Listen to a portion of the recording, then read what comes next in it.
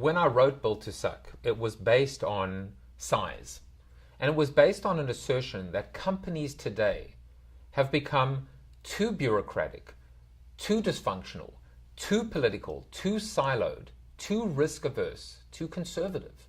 They're slowing down when other companies, specifically the startups, but more importantly, the world is speeding up.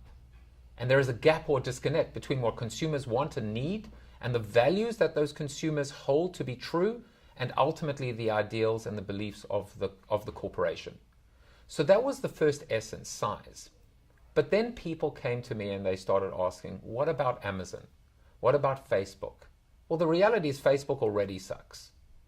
But what about Amazon? Well, the answer is one day too they will suck because of age, because they will become so set in their ways that they learn bad habits, that they get ingrained in incumbent and legacy thinking. So that was the second aspect as well.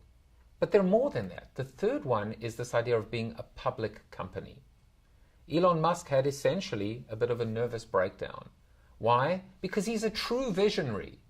And it's really hard when you're constantly receiving notes from the suits, or in this case, your shareholders. When you're constantly being pulled down, when ultimately, and he quite literally is reaching for the stars. And the fourth one is culture. It's really hard to turn around a behemoth, a Titanic. In fact, it's impossible.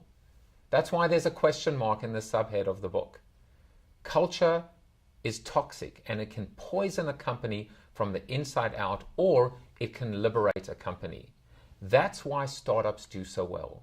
Because when you start a business from day one with a culture that is committed to service or experience or talent or diversity or change, that culture becomes your competitive advantage.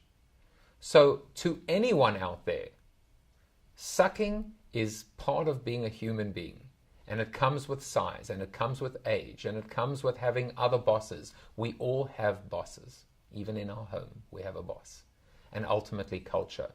And all entrepreneurs, remember this. You too will suck if you don't stay nimble, hungry, and never forget where you've come from.